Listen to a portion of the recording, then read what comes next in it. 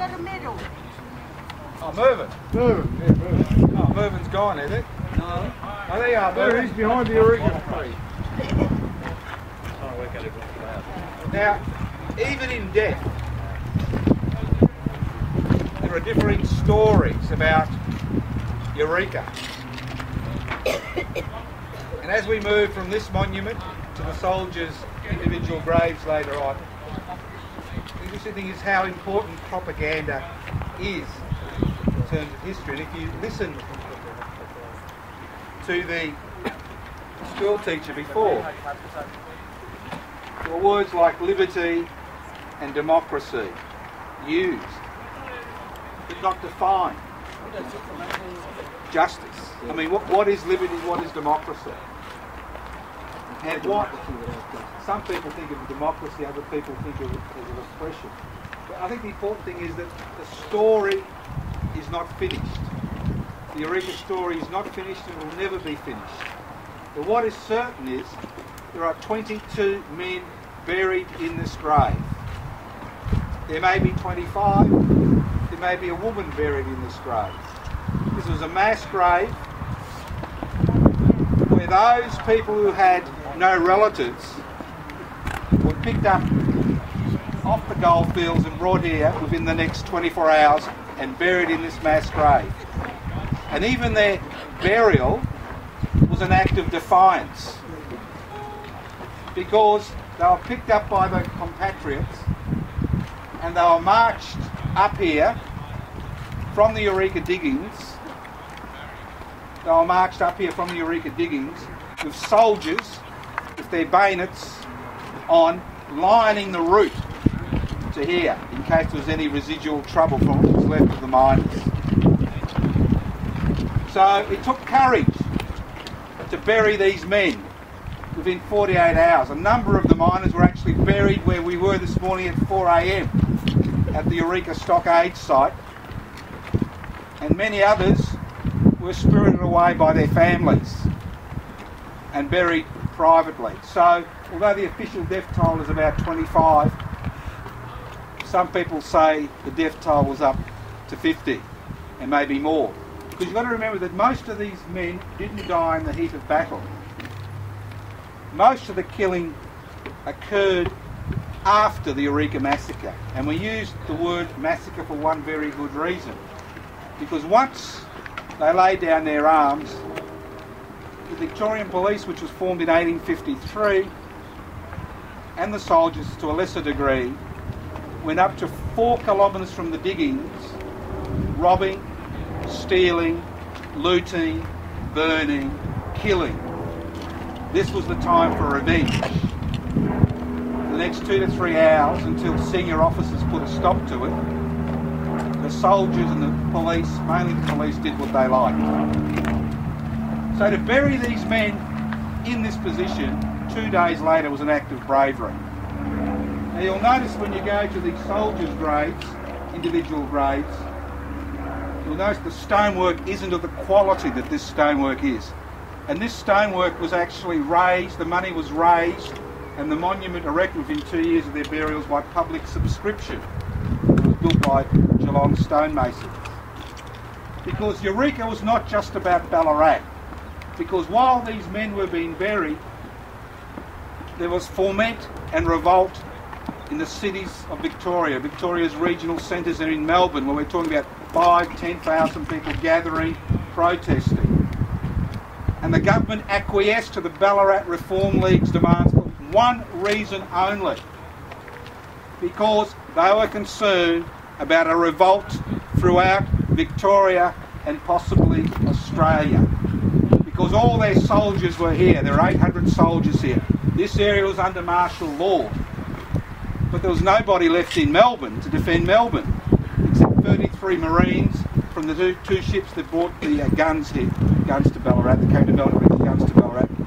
So there was nobody to defend Melbourne. So the government had no option but to acquiesce to every demand made by the Ballarat Reform League. And when you go to the Soldiers' Monument, you will see a plaque. And when you read the plaque, you will understand the significance interpretation of events by different people. Because on the plaque it says that they were going to get these reforms anyway. On the plaque over there. They were never going to get these reforms. They only got these reforms. It wasn't just an isolated battle in Ballarat. It was upheaval across Victoria. So it teaches us one lesson. The way to reform isn't through, as many people think, the ballot box. The way to reform is through direct action. It's through people protesting, standing up for themselves. Because you've got to remember, there are only about 86 miners in the stockade when it was overrun. Only about 86. And you've got 25 here buried out of that 86, and others buried. So, another little story. It's all about propaganda.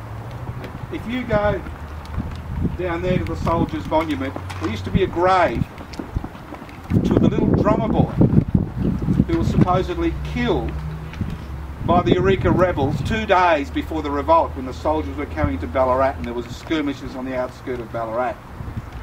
And for over 150 years we were told the Eureka, that the little soldier boy had been, the little drummer boy, 13-year-old drummer boy had been murdered by the rebels. And this was propaganda which was used constantly. Because you've got to remember, Ballarat is in two minds about its Eureka sons and daughters. They like him and they don't like him. And 150 years ago, a local historian proved conclusively that the little drummer boy never died. He had some flesh wounds, recovered, and flew to his mid-60s in Victoria. And that grave was removed because there was no body in the grave. It was just propaganda. So history, to a large degree, depends on who interprets it, how it's interpreted. But nothing can deny that these men who are buried here and the others that died at Eureka 158 years ago died for principles more than representation without taxation. They died more than that. They died for principles. Principles which are universal. And as I keep saying, the Eureka Oath is one of the most powerful symbols of universality in the history of the world. We swear by the Southern Cross to stand truly by each other and fight to defend our rights and liberties.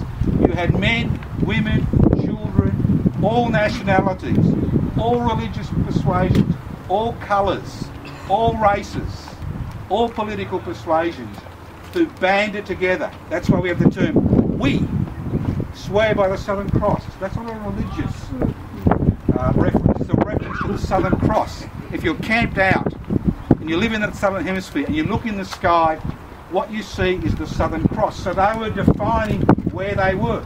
That's why they had the Southern Cross as their symbol. To them, that was the symbol of a new life in a new land without the oppressions of the old land. That's what the Southern Cross was about. We swear on the Southern Cross to stand truly by each other. Solidarity.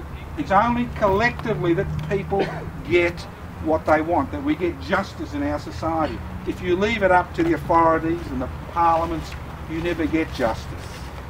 We swear on the Southern Cross truly by each other and fight to defend our rights and liberties. And I said before, many people have argued over generations that the word fight was not in the original oath, and they removed the oath. Because what fight means is that in order to have rights and liberties, you need to stand up and fight for those rights and liberties. And you'll find in many references the word fight is removed from the Eureka Oath. So these men, and possibly one woman who's buried at this site, died for ideals.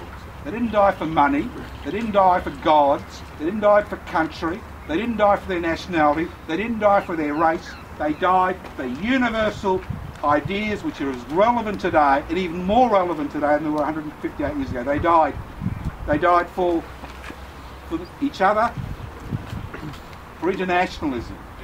They died for direct democracy.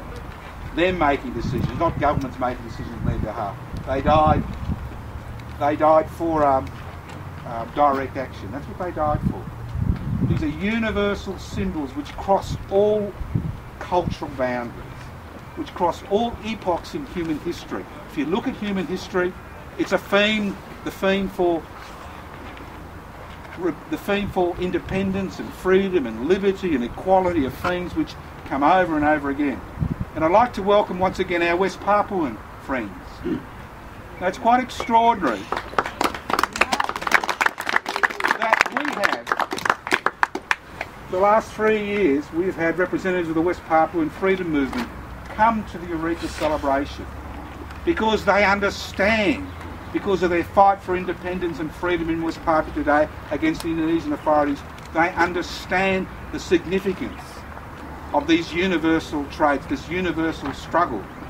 And it's quite sad in many ways to see West Papuans here, but not many Australians here, on the day, on the 3rd of November. It's sad because we have forgotten that it's through struggle we get justice and we get what we enjoy today, the freedoms we enjoy today. And the other thing about the West Papuan movement is, if you look in the sky, West Papuans traditionally don't live in high-rise flats. So if you look in the sky, they see the morning star, which is their symbol on their flag, is the morning star. The morning star flag is their symbol of independence. When the Eureka miners and the shopkeepers here in Ballarat, and the men and the women, the children who are camped out in the canvas cities, the canvas city of 25,000 people, looked up in the sky, they saw the Southern Cross. So that struggle for West Papuan independence and the Eureka struggle not only melded in terms of idea, but they melded in terms of symbolism. The fact the sky is our mother, the fact that there are symbols there that we all recognise, irrespective of what country we live or who we are. So I'm very proud to have the West Papuan people here today, and I'm sure the rest of us are. It's good to see their Morning Star flag here with the Eureka flag. Now, I've spoken enough.